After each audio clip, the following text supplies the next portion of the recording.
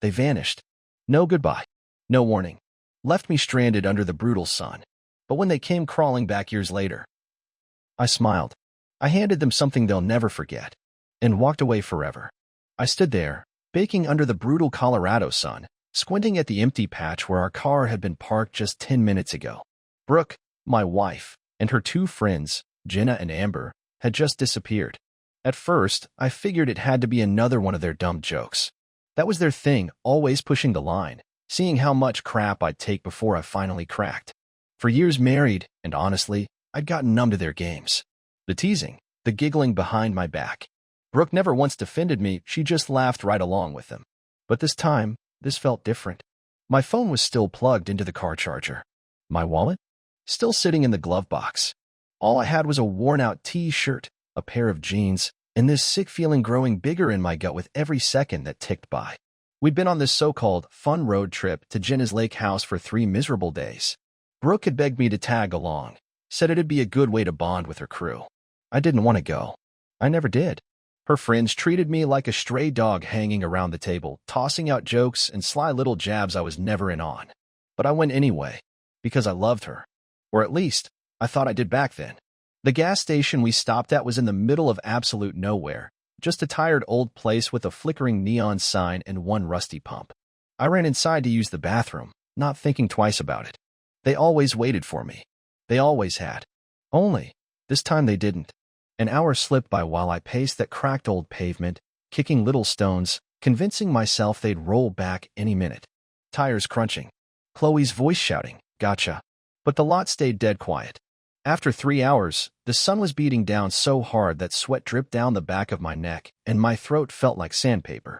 I kept replaying the last few days in my head, like Jenna's little accident, when she spilled coffee right onto my lap, and how Amber leaned in to whisper something to Brooke that made her snort and shoot me one of those smug looks. They thought they were slick. They thought I wouldn't notice. God, I should have seen it coming. A truck finally rumbled up, snapping me out of my thoughts. Big rig. Big guy behind the wheel too, rough-looking, gray beard, a dirty old ball cap pulled low over his eyes. He leaned out his window and hollered, "You all right, buddy? Been standing there a while." His voice was rough, but there was a kindness in it that hit me square in the chest. No, I wasn't all right. Not even close. I swallowed hard, trying not to sound like some kid left behind at soccer practice. "Yeah. My ride ditched me. Think you could give me a hand?" He nodded like he'd seen this kind of thing before. "Hop on in. Where you headed?" "Hell if I knew. Home, maybe. Back to Chloe? Back to the life we built?" But as I hauled myself into the cab, something in me shifted. All the laughter. The eye rolls. 5 years of being the butt of every damn joke. It all came flooding back. The trucker didn't say much. Just tapped the wheel in time with some old country tune humming through the speakers. I sat there staring out the window, clenching my fist in my lap. I could have asked to borrow his phone. Could have called Chloe.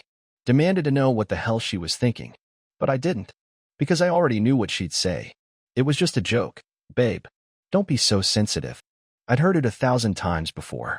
Every time I brought up her friends treating me like garbage, she'd roll her eyes and make me feel like the crazy one. Maybe I was the crazy one, for thinking they'd ever see me differently. But right then, sitting in that truck, I realized something they probably never had. They didn't get me. Not really. And Chloe? She sure as hell didn't have my back. The trucker dropped me off at a dusty crossroad outside of Grand Junction. He tipped his cap and wished me luck like he knew I'd need it. I nodded, my throat too tight to say much, and watched his rig roar off into the distance. The sun baked my shoulders as I started walking. My sneakers scuffed along the dirt, no phone, no money, no real plan. Just me and miles of empty road. Part of me wanted to turn back, to find someone at the station, to call Chloe, beg her to come get me. But there was another part, louder, stronger, that told me to keep moving. I was done being their clown, done being the idiot they laughed about behind my back. Brooke and her friends thought they broke me when they left me there. Thought I'd crumble. But with every step toward Grand Junction, something steadier settled in my gut. They didn't break me. They set me free. I had no idea what I was walking into. No clue where I'd sleep that night, or what I'd eat, or how I'd even make it through the next 24 hours. But for the first time in a long time, I wasn't scared. I wasn't worried about Chloe's opinion, or about Jenna's snide little looks. I was alone. Yeah, But I wasn't helpless. The road stretched out ahead, endless and quiet, and I kept walking. They'd left me behind like yesterday's trash. But maybe, just maybe, that was the best damn thing they ever did for me. By the time the sun dipped low, setting the sky on fire with orange and pink, I knew one thing for sure. I wasn't going back. Not to Chloe. Not to that life. Whatever came next, it was mine to build. I stood at the dusty crossroads, the Colorado wind kicking dirt up around my ankles. Grand Junction was somewhere ahead, but I didn't have a phone, a map, or a single cent to my name. Just the sweat-soaked clothes on my back and a head full of scattered thoughts. Part of me still wanted to hear Chloe's voice. Wanted to scream at her. But then I remembered her laughing when Jenna knocked over my beer at the lake house. Remembered how she just shrugged when I asked her to back me up. 5 years of that. 5 years of feeling like a stranger sleeping in my own bed. No, I wasn't calling her. Not now. Not ever. I started walking toward town, my sneakers crunching over the gravel. The sun beat down hard enough to burn, and my shirt clung to my skin. I didn't know how many miles lay between me and Grand Junction, but it didn't matter. Every step I took felt like peeling away another layer of the life I was leaving behind. One step closer to figuring out who I was without her. I kept thinking back to that moment at the gas station, stepping out of that grimy bathroom only to find empty asphalt where our car used to be. They planned it. I knew it in my bones. Chloe, Jenna, Amber, maybe even Sabrina too. All of them laughing like it was the funniest thing in the world. I could practically hear Chloe's voice. He'll figure it out. He always does. Well, guess what, Chloe? I was figuring it out. Just not the way you thought I would. A pickup rumbled past, and I stuck out my thumb, hoping someone might stop and give me a lift. The driver, a rough-looking guy with a scruffy beard and a faded flannel shirt, slowed down and leaned out the window. Need a lift? He asked, his voice cautious, like he wasn't sure if I was trouble or not. Yeah, I said, trying to keep my voice even. Heading to Grand Junction. He gave a small nod. Hop in. I'm headed that way too. I climbed into the passenger seat, more grateful than I'd admit for a break from walking. The inside of the truck smelled like motor oil and stale cigarettes, but at that point, it was better than blistering under the sun. As we rumbled down the highway, he shot me a sideways glance. What's your story? I hesitated, then gave a half shrug. Got ditched by people I thought had my back. He grunted, like he'd heard that kind of thing before and wasn't even surprised. Happens more often out here than you'd think. He dropped me off at the edge of Grand Junction, a little town with a few low buildings and a blinking traffic light that looked like it hadn't been replaced since the 70s. Take care, man, he said, tipping his chin before driving off. I stood there for a minute, just taking it all in. A sleepy town where people went about their day like nothing was wrong. But for me, everything was wrong. No wallet. No ID. No way to even prove who the hell I was. I needed help. Fast. That's when I spotted a plain-looking building a few blocks down, a faded cross painted on the side and a sign that said homeless shelter. The thought of going in there twisted my stomach into knots. Me. In a shelter. But what choice did I really have? Inside, the place smelled like bleach and burnt coffee. A guy behind the counter looked up at me, bald, probably in his 50s, built like an old boxer. His name tag said Derek, and he had a stare that could size a man up in 2 seconds flat. You lost? Or just broke? He asked, his voice blunt. Both, I admitted, rubbing the back of my neck. Got left out on the highway. No money, no phone, nothing. Derek didn't even flinch. Yeah, happens. He gave a small nod. Got a name? Mike, I said, deciding honesty was easier than trying to come up with some lie. He handed me a clipboard with a form attached. Fill this out. We'll get you a bed for tonight. Tomorrow, we'll figure out the rest. That night, I lay on a thin cot, surrounded by the sound of strangers snoring and coughing, staring up at the cracked ceiling. My brain wouldn't stop spinning. Chloe's face kept flashing in my mind, her voice, her laugh. As much as I wanted to hate her, part of me still stupidly hoped she'd show up, tell me it was all just some awful mistake. But Derek's words kept echoing back. Tomorrow, we'll figure out the rest. He wasn't one for false hope. And deep down, I knew better too. The next morning, Derek sat me down at a rickety table with a weak cup of coffee and a plan. You can't do anything without ID, he said. Takes time to replace. Meantime, you need cash. I nodded, feeling useless but determined. Anywhere hiring? I asked. Derek smirked like he already had an idea. There's a diner down the street. Owner's a tough old bird named Jacqueline. Tell her I sent you. The diner, Jackie's, was a squat little building with red vinyl booths and an old jukebox coughing out country tunes from the corner. Behind the counter was Marissa herself, a wiry woman in her 60s with tattooed arms and a voice like she'd spent her life smoking cigarettes and yelling at line cooks. "Derek says you need work," she barked, not even glancing up as she wiped down the counter. "Yeah," I said, shifting from foot to foot. "Anything you got?" She finally looked up, squinting at me like she could see right through me. "Dishwasher quit yesterday. Pays crap. Hours suck. You steal from me, you're dead. Start now." I blinked, caught a little off guard. But I nodded. "Okay, I'm in." She tossed me an apron, and just like that, I was elbow deep in greasy plates and scalding hot water. It wasn't glamorous.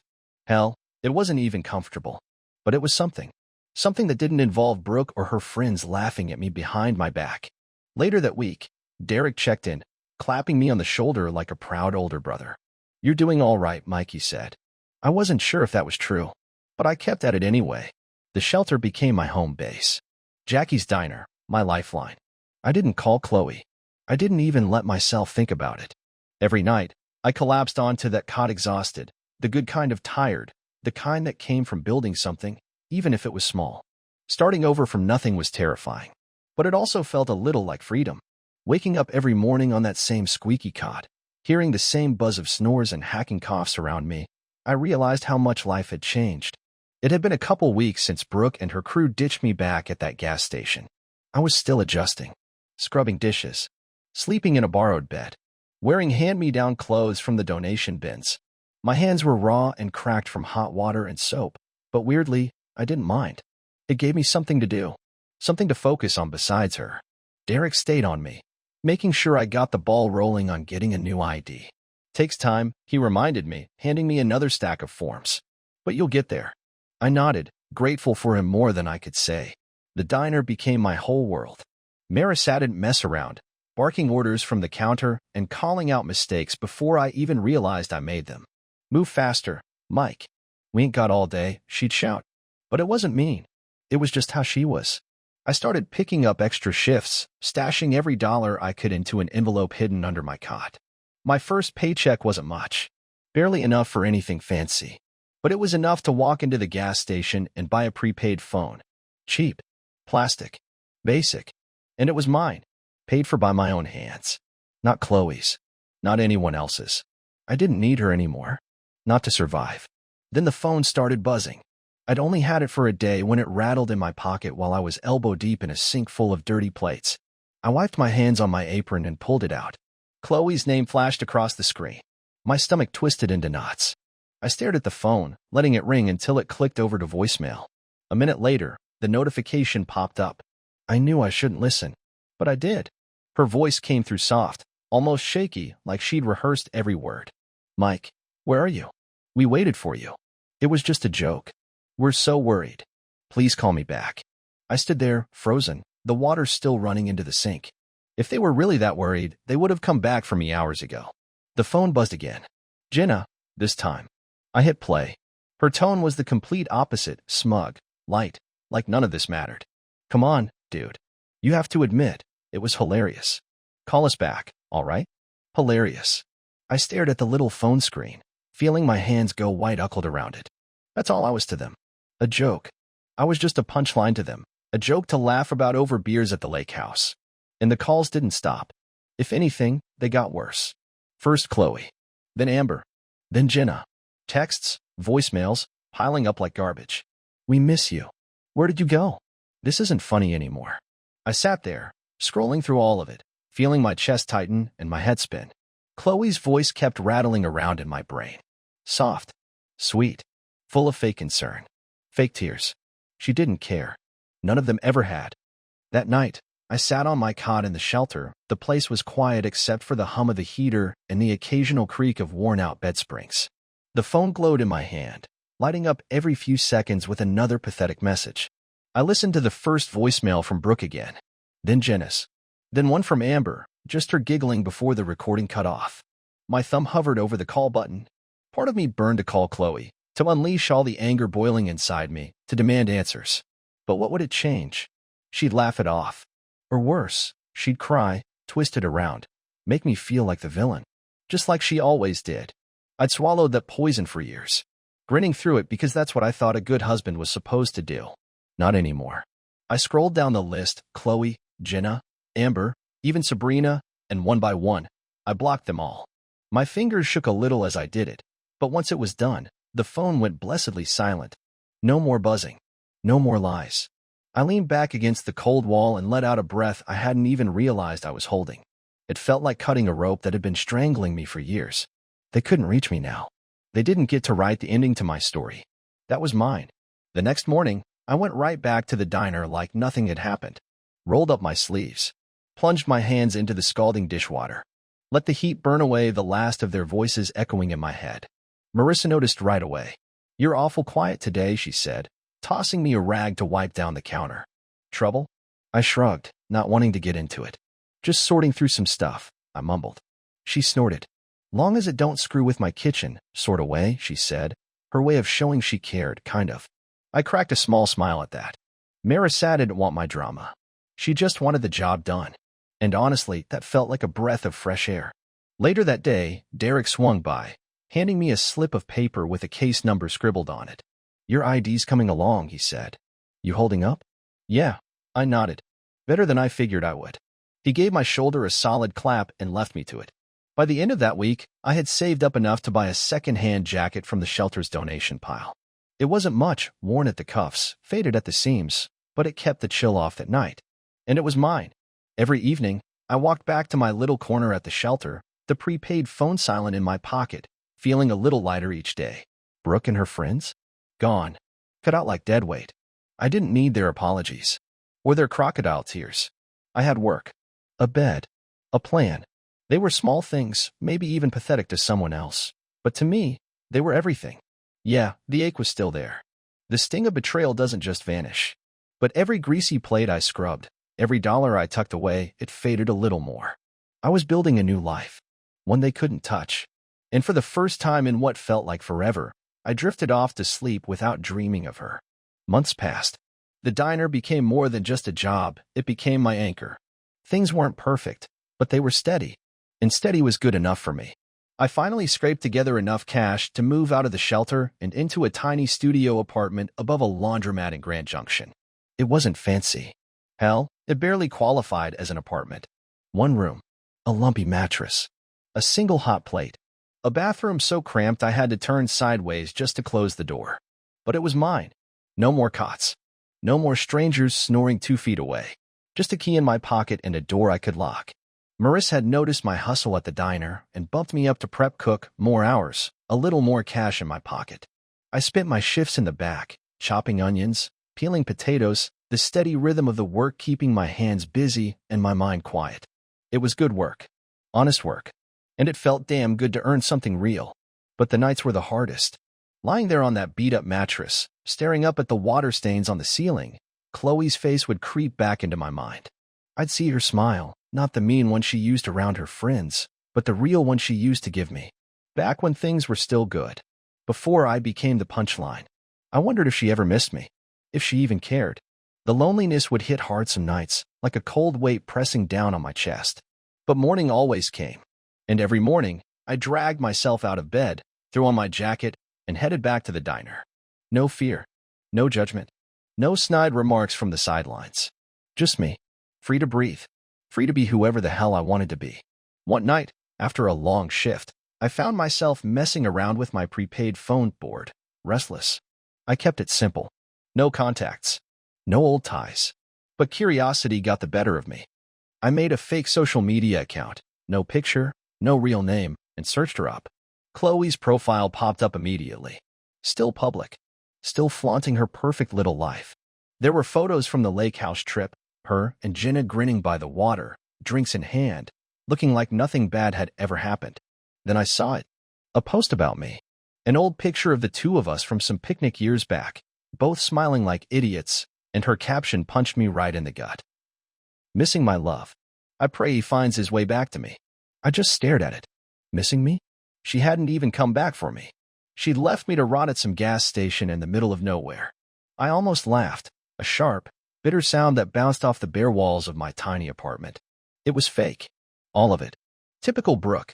turning herself into the victim, painting me like I just wandered off on my own. I scrolled down through the comments. Jenna chimed in. He'll turn up. Don't worry. Amber added. Sending you hugs. My stomach turned. They were all in on it, playing their little game, still making me the bad guy. I locked the phone and tossed it onto the mattress, running both hands through my hair.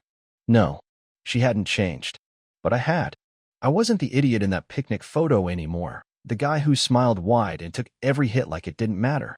I was someone new, someone they didn't know anymore. The next day at the diner, I kept to myself, chewing on everything I had seen. Marissa caught on right away. She always did. You look like somebody kicked your dog, she said, sliding a plate of fries my way during a lull in the rush. I shrugged, poking at the food. Just thinking too much, I muttered. Marissa crossed her tattooed arms and raised an eyebrow. Thinking about that ex of yours? She asked, dead on. I froze for a second. I hadn't told her much, just bits and pieces, but somehow she nailed it. Yeah, I admitted, rubbing the back of my neck. Saw something online. She's out there acting like she's the one who got hurt. Marissa let out a loud, sharp snort. Sounds like a real piece of work. Good riddance, kid. I chuckled under my breath, managing a real smile for once. She was right. Good riddance. Work kept me sane. I diced vegetables, flipped burgers when the cook needed an extra hand, wiped down counters, anything to keep my body moving and my mind from wandering back to Chloe. The diner had its regulars, old folks who'd nod at me, leave a few extra bucks on the table, and every little moment like that made me feel like I belonged. Like I was finally part of something again. My hands toughened up. Calluses built across my palms. My arms grew stronger from hauling crates and scrubbing pants. Sometimes, when I caught my reflection in the diner's glass door, I'd hardly recognize myself, tired eyes, messy hair, but there was a guy staring back who was making it. One day at a time. Chloe's post? That nonsense faded from my mind. The clatter of plates, the hiss of the grill, Jacqueline's barked orders, those became my world now. I stopped checking her social media altogether. Didn't need to anymore. Whatever stories she was spinning, whatever lies she was telling, it didn't matter. I had my tiny studio. I had my job. I had a life. Yeah, it was small, but it was mine. The loneliness still showed up sometimes, especially late at night when the laundromat downstairs rattled and clanged. But it didn't cut so deep anymore. I'd wake up to the smell of detergent drifting through the floorboards, lace up my boots, and step out into the cold morning air.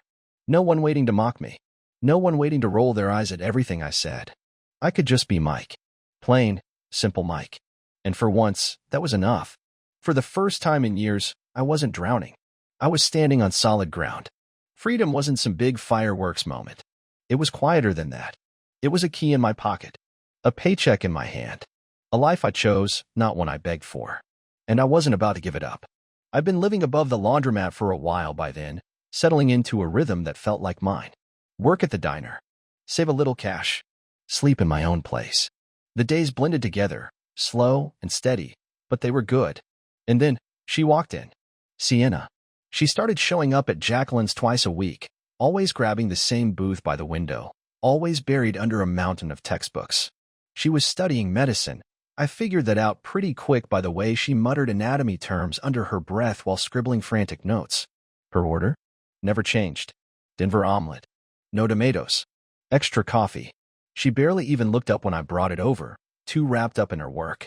Sometimes, I'd watch her out of the corner of my eye, amused at how she'd get so lost in studying that her fork would hang midair for a full minute before she realized it. I don't know why I started messing with her. Maybe I was bored. Maybe I just wanted to see if I could get her to crack a smile. I started switching out my name tag. One day it said Wade. The next, Dylan. Then Griffin. She didn't notice at first, too buried in her textbooks. But one morning, I pinned a tag that said Cooper to my shirt, and when I set her coffee down, she finally looked up. Her eyes flicked from my name tag to my face, her brow furrowing. Your name tag's wrong, she said, soft but sure, like she was diagnosing a broken bone. I grinned, caught a little off guard. Is it? I teased, even though she was dead right. My name was Mike. But she'd never asked. She smirked, just a tiny one, and went right back to her notes. That tiny moment? It stuck with me. Lily became the best part of my week after that. She'd show up, order her usual, and I'd find excuses to swing by her booth, refill her coffee, clear her plate, ask if she needed anything. She'd nod or murmur a thanks, but that sly little smirk of hers stayed burned in my mind like a dare. One day, she came in looking completely wrecked, messy bun, heavy bags under her eyes, more books than usual. Rough night? I asked, setting her coffee down gently. She sighed, rubbing her temples. Exams. Haven't slept in 2 days. I nodded, not pushing it, but when she wasn't looking, I slipped an extra hash brown onto her plate. She caught me, of course. You're sneaky, she said, giving me a side glance. I just shrugged. Gotta keep you awake somehow. Our first date wasn't even planned. She came in one evening, dressed a little nicer than usual, jeans and a cute top instead of her usual hoodie, and she sighed as she slid into her booth. My friends bailed on me, she said, half to herself. Reservation across town. I'm not wasting it. Then she looked up at me. You free? I was wiping down the counter, just finishing my shift, and Marissa overheard. Go on, kid, she barked. You're no use to me moping around here. So I went. We split a greasy pepperoni pizza and a pitcher of soda at some fancy pizza joint, and for the first time in a long while, I heard real laughter. Not mean. Not mocking. She laughed so hard when I told her about the fake name tags. I knew you weren't Cooper, she said, her eyes sparkling. You're not that old. We talked for hours about her crazy med school schedule, about my gig at the diner, about stupid stuff like favorite movies and worst first jobs. It felt easy, natural, like we'd known each other forever. 6 months later, she moved into my tiny studio. It was a tight squeeze, her books took up half the room, and we tripped over each other trying to make dinner on the tiny hot plate. But I didn't care. I loved it. Loved waking up to her mumbling anatomy terms in her sleep, her little lamp still glowing long after I'd crashed out. A year after that, we found a real apartment together. One with a kitchen, a couch that didn't smell like bleach, and enough space that we didn't bump into each other every 5 seconds. Lila was like Chloe. She didn't belittle me. She didn't roll her eyes when I doubted myself. She'd just look at me and say, "You've got this." And somehow, I believed her. We cooked together. We watched terrible TV shows. We bickered over dishes and laughed until we couldn't breathe. It was simple. It was messy. It was ours. Meanwhile, Brooke couldn't let go. Somehow, she got a hold of my new email address, probably from an old bill or some record I forgot to change.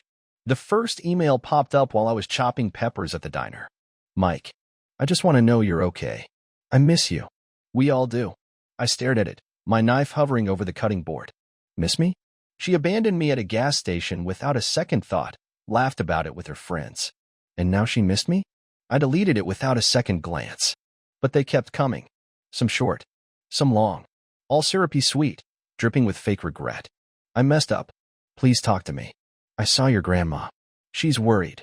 I'd read them, feel that old ache twist in my chest, and then hit delete. One afternoon, Lily caught me frowning at my phone. Lily glanced up from her notes. Who's that? Nobody, I said, and she didn't push.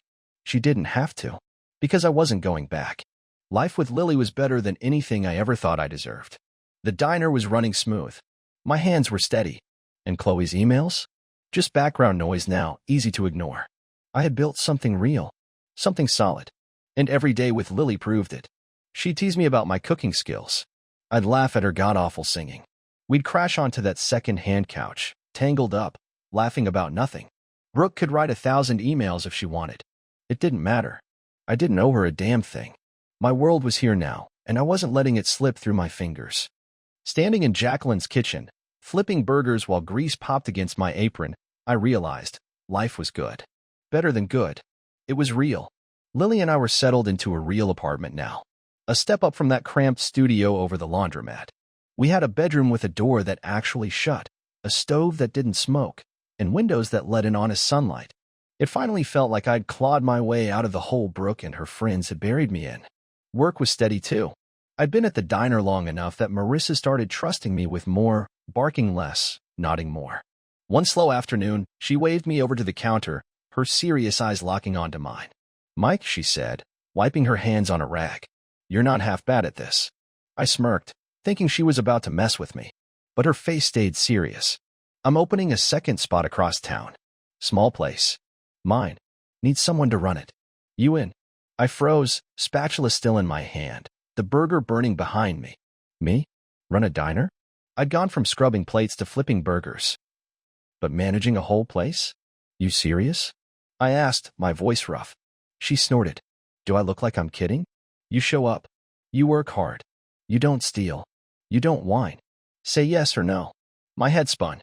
A year ago, I was standing at some dusty gas station with nothing but a broken heart and the clothes on my back. No? This? I almost said no. That old voice in my head whispering it had to be a trick. That it was another setup, another joke I didn't see coming. That night, I sat on our couch, ours, staring blankly at the TV. Lily came home late from studying, dropped her bag by the door, and kicked off her shoes. She saw me sitting there, lost in my own head. What's up? She asked, flopping down next to me. I told her about Jacqueline's offer, my voice low, like saying it out loud might break it. She wants me to run her new diner, I said. Me. In charge. Lily umped her knee against mine, giving me that steady look.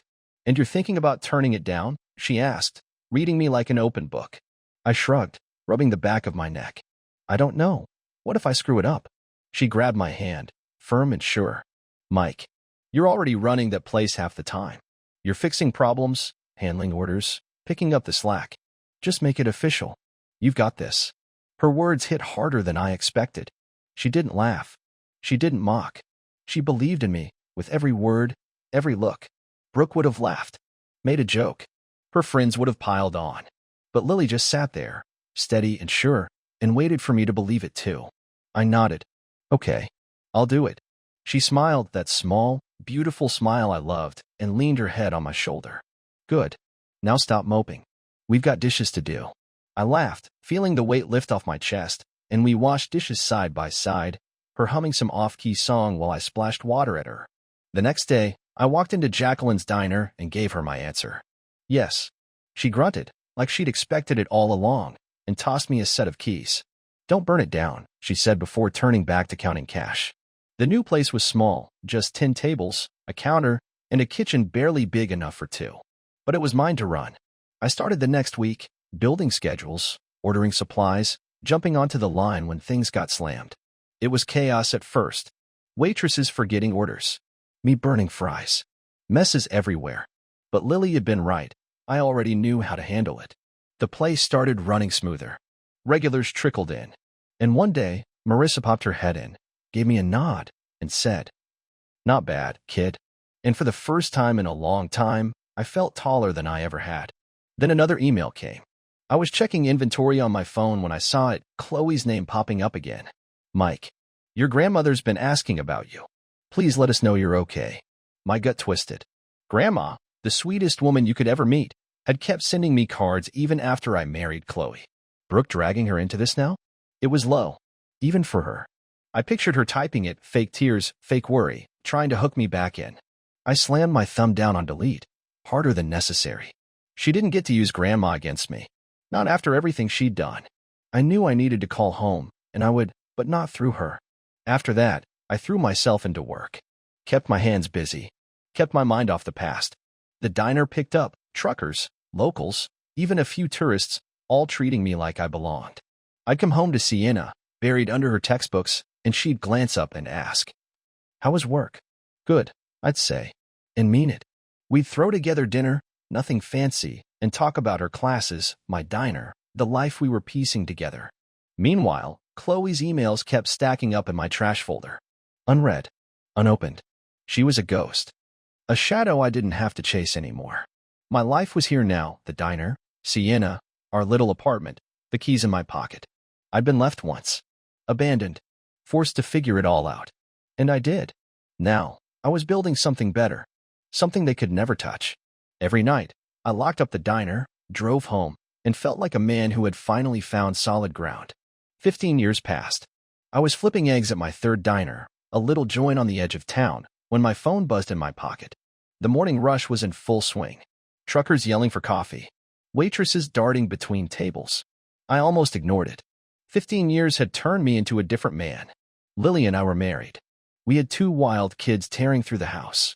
3 diner locations that kept me busier than I ever imagined. Life was loud, messy, beautiful, nothing like the hollow shell I'd been when Brooke left me behind. I wiped my hands on my apron, pulled out my phone, and there it was, a LinkedIn notification. Someone viewed your profile 31 times today. The message blinked on my screen. and my stomach did a little flip. I barely used LinkedIn, just a basic page with my name, a blurry picture Lily had forced me to take outside the diner. But 31 views in one day? That wasn't normal. I tapped it open. The grill hissed behind me, and there she was, Chloe. Her name slammed into me like a bucket of cold water. Tied to some company I didn't recognize, flashing some fancy title I didn't care about. But none of that mattered. 31 views. In a single day. She'd been digging through my life. Again and again. I set the phone down hard on the counter, gripping the edge until my knuckles went white. 15 years. 2 kids. A marriage. 3 diners. And she was still creeping around, a shadow I thought I left far behind. I flipped the eggs without really seeing them, my mind racing. What the hell did she want? Why now? I blocked her emails years ago. I ignored her guilt trips. I built a life that didn't have space for her in it. And now she was back. Silent, but loud as hell inside my head. The diner smelled like bacon and syrup. The clatter of plates kept me grounded. I plated the eggs, handed them off to a waitress, tried to focus. Coffee needed topping off. Hash browns were burning on the edges. But Chloe's name stuck to the inside of my skull. I pictured her somewhere, sitting behind a screen, clicking through my profile. Seeing the diners. Maybe even the old jobs I'd listed. Did she know about Sienna? About the kids? I hadn't posted much, just enough to seem professional, but 31 views meant she was looking hard. Digging for something. I wiped sweat off my forehead, heat mixing with nerves, and grabbed my phone again. There she was, her profile staring back at me. Chloe, older now. Shorter hair. Tight smile that didn't reach her eyes. Consultant, it said. I didn't bother reading more. Didn't want to. I ducked into the storeroom, a tiny, dusty space lined with shelves of flour and canned goods, and leaned my back against the wall. My heart was thudding like I just sprinted a mile. 15 years. A lifetime away. And one little reminder of her had me feeling like a kid again, stranded, humiliated, forgotten. I hated it. I hated how easily the memories rushed back. The gas station, the laughter, the way she made me feel like I didn't matter. Now she was back. Not even speaking. Just watching. Was she jealous? Mad? Lonely? I ran my hands through my hair, pacing the cramped space. Part of me wanted to fire off a message. What's your deal? But I stopped myself. That's what she wanted. Me reaching out. Cracking the door open, giving her a way back in. I shoved the phone into my pocket and stormed back to the grill. I buried myself in the work, flipping, pouring, wiping down tables. The regulars nodded at me. Some guy asked for extra ketchup. I moved like a machine. Kept my hands busy. Kept my voice steady. But Chloe's name stayed stuck there, like an itch I couldn't scratch. That night, when I got home, I didn't say anything to Sienna. She was folding laundry on the couch, kids upstairs hollering about some game. Busy day? She asked, glancing up. Yeah, I said, forcing a smile, kissing her forehead. Same old. She didn't push. Just handed me a pile of socks to sort, and I sat down next to her, pretending everything was fine. The house smelled like chicken and rice, Sienna's go-to-comfort meal. The kids tumbled downstairs, begging for dessert. I laughed. Said no. Felt normal, for a minute. But Brooke lingered. A ghost at the back of my mind. I didn't check LinkedIn again. I didn't need to. 31 views were enough. After dinner, I helped Lily with the dishes, her hip bumping against mine, and I tried to let it go. Tried to focus on the real life I built. 2 kids fighting over the last cookie. A wife who didn't make jokes at my expense. A future made from scratch, with my own 2 hands. Brooke couldn't touch that. Not really. Still. I lay awake that night, staring at the ceiling, her name circling like a vulture in my head while Lily slept peacefully beside me. The next day, I was pouring coffee at the first diner when my phone buzzed again. I didn't check it. Just jammed it deeper into my pocket. If it was her. I didn't want to know. Not today. Not ever, if I could help it. I threw myself into the work. Flipping eggs. Wiping counters. Stocking the register. She could lurk all she wanted.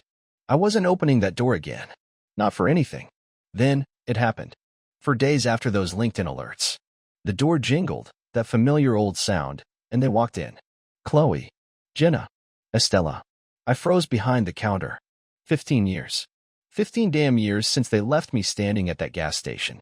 And now they were here, standing in my diner, my home turf. The breakfast rush had just died down, leaving only a few regulars nursing coffee. The air was thick with grease and burnt toast. I spotted them before they spotted me, Chloe's short hair catching the light. Jenna still carrying that same smug swagger. Sabrina hunched over like she wanted to disappear. My gut twisted so hard it hurt. My hands froze on the rag I was wiping the counter with. I could have stayed back. Let someone else serve them. But something in me, anger, maybe pride, pulled me forward. I grabbed a coffee pot. Something to hold on to. Something to ground me. And I walked over. Brooke saw me first.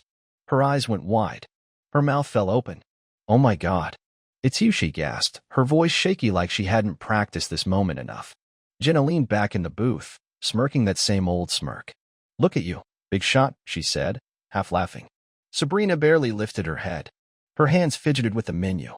I stood there, coffee pot in hand, looking at them. Older now. Worn down in ways they probably didn't even notice. There was a kind of desperation hanging off them. I didn't sit. Didn't offer a smile. "What do you want?" I said, keeping my voice flat. Harder than I felt. Brooke shifted in the booth, leaning forward, twisting her fingers together. "Mike, can we talk? Please." I didn't budge. "I'm working." "Talk." She swallowed hard, glancing sideways at Jenna for backup before starting to ramble. Her life had crashed. Her artsy little business went under. Her marriage, some guy I'd never heard of, fell apart. She was broke. Desperate. Jenna cut in, trying to sound casual. "You're doing good, right? 3 diners? We just need a little help, for old time's sake." Sabrina mumbled something too, barely loud enough to hear. "Just a little help." I stood there and listened, letting it all wash over me. Chloe's sob story, Jenna's fake charm, Estella's guilty silence. They'd planned this. Tracked me down.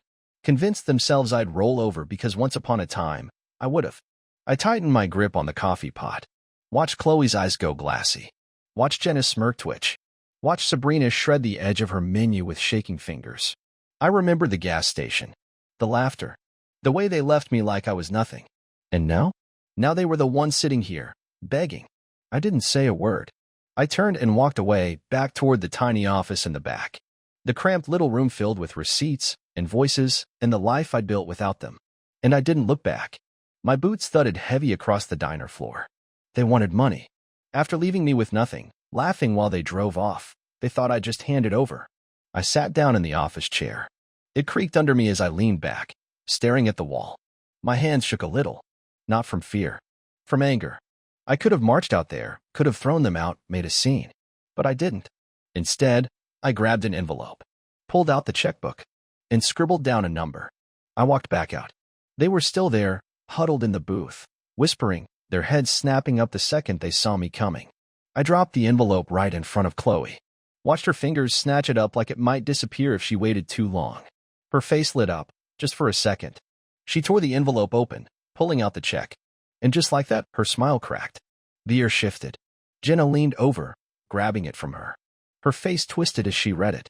$73.50. The exact cost of a Greyhound ticket from Grand Junction back home 15 years ago. "What the hell is this?"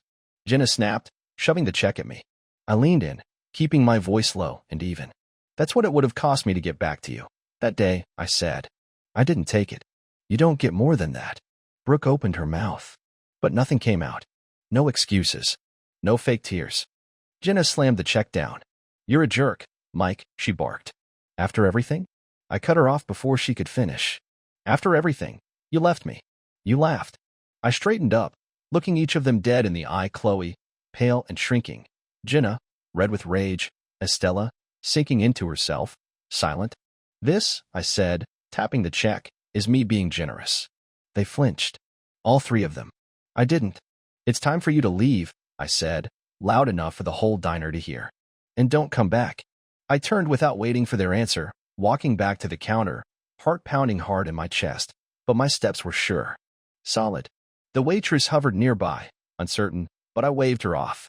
"They're done," I said, grabbing a rag to wipe my hands. They sat there for a second, stunned, before scrambling out of the booth. Brooke shoved the envelope into her purse. Jenna muttered something under her breath. Sabrina trailed behind, looking like she might burst into tears. The door jingled shut behind them, and the diner just kept going. Coffee poured. Forks clinked. Conversations buzzed, like they'd never even been there. I poured myself a fresh cup of coffee. My hand steady now. steadier than it had been all day. They came in begging, thinking I'd cave. And I shut them down. It wasn't loud. It wasn't messy. It was cold. Final. I took a sip, bitter on my tongue, and watched the regulars chat and laugh like nothing happened.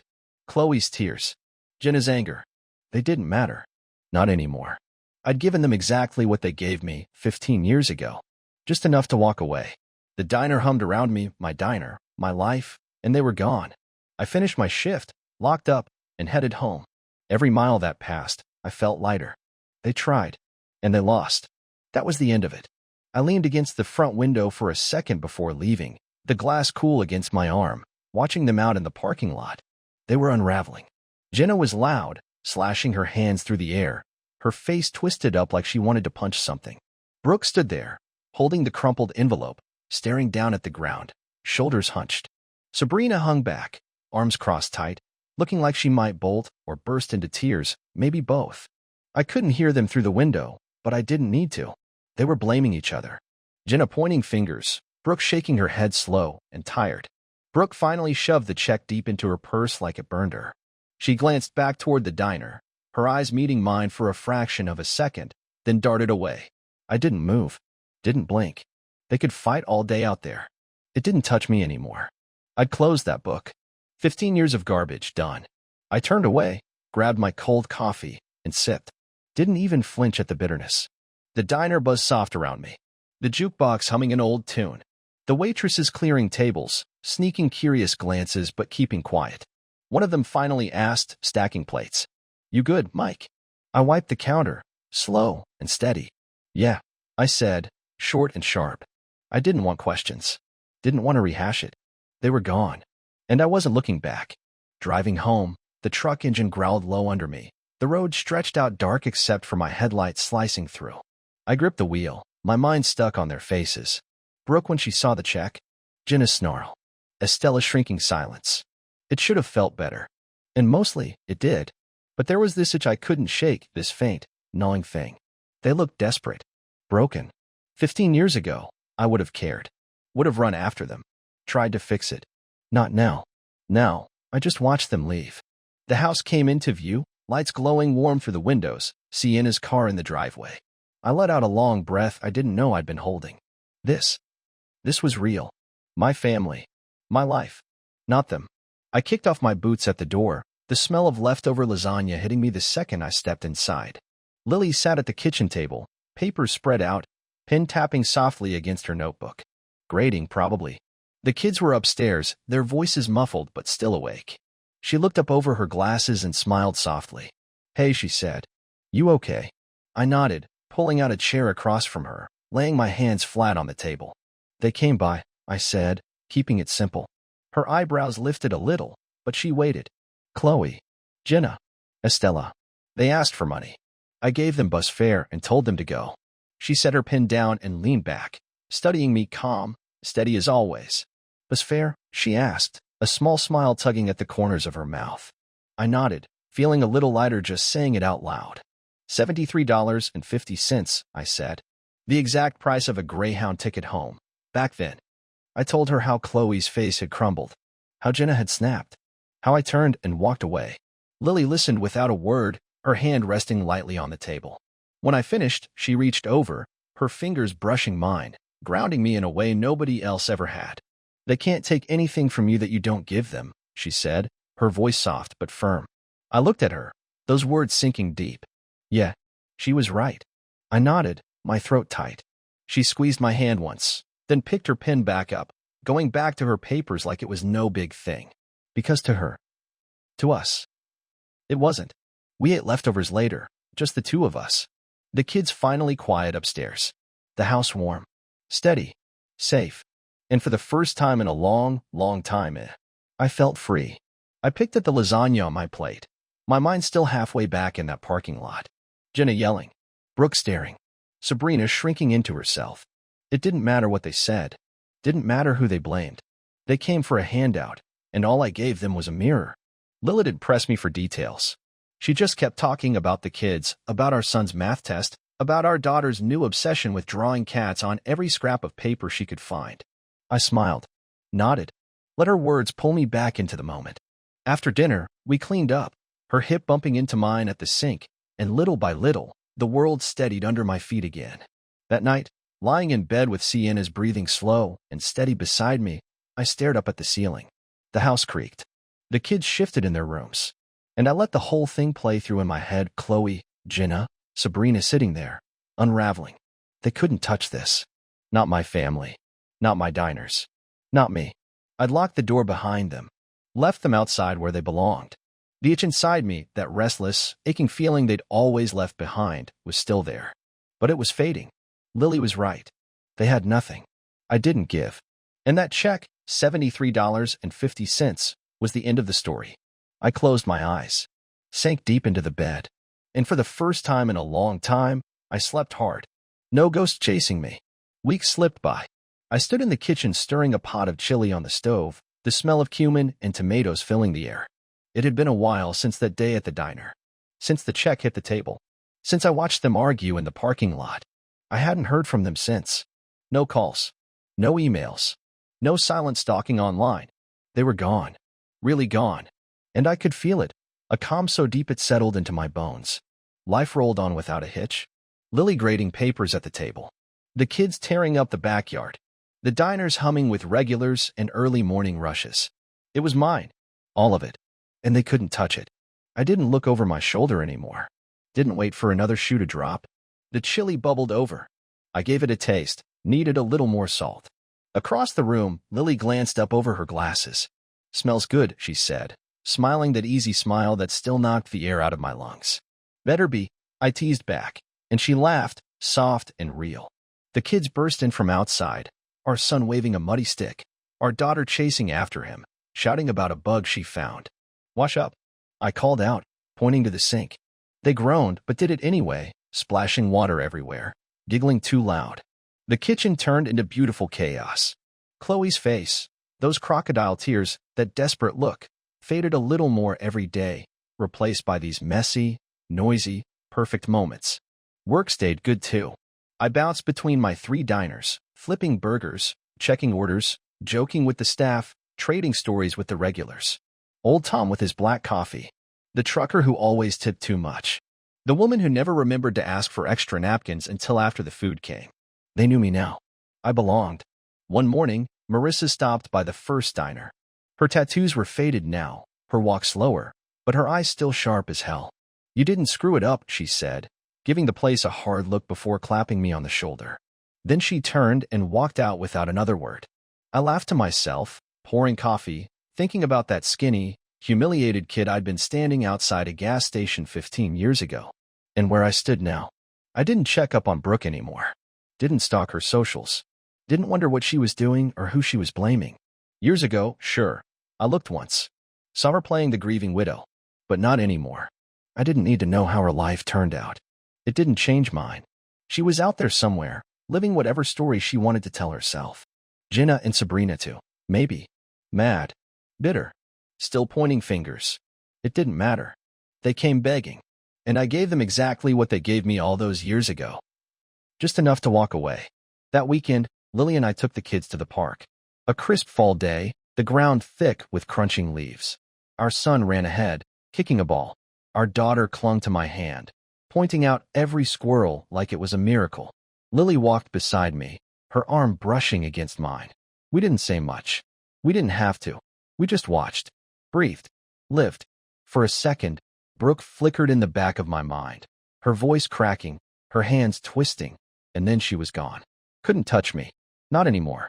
I built this life without her, in spite of her, and it was better than anything she could have ever offered. Lily nudged me gently. "You're quiet," she said. "Just happy," I answered, and she squeezed my hand, understanding more than my words said.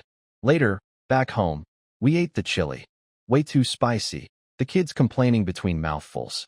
I sat at the table, watching them fight over the last piece of bread, Lily rolling her eyes at their noise. And I thought, this is it. The best revenge wasn't some dramatic scene. It wasn't screaming in their faces or throwing their failures back at them. The best revenge was simple. It was living well, living real, building something they could never touch. Brooke wanted me broken. She wanted me crawling back. Instead, I walked away, and I never stopped walking. Derek at the shelter. Jacqueline's diner. Sienna. The kids. Every piece of it. Earned. Every step, mine. They lost. Not because I beat them, but because I stopped playing their game. The days kept rolling. School drop-offs. Late-night diner shifts. Messy family dinners. I didn't look back. Brooke became a shadow. Sometimes she flickered through my mind. Her smirk, her tears, but it passed. I'd turn the radio up, flip a burger, hug my daughter, and it was gone. One night, after the kids were finally down, I sat out on the porch, a cold beer in my hand, the night air brushing cool against my skin. Lily came out too, wrapped in a blanket, and sat beside me. "What's on your mind?" she asked, her voice low and easy. I took a sip, staring up at the stars. "Nothing," I said, then smiled. "Everything." She leaned her head on my shoulder. We sat there, wrapped in the quiet, the real kind. The kind you only earn. Brooke was gone. The past was gone. And I was still here. Whole. Free. Home. And that was enough.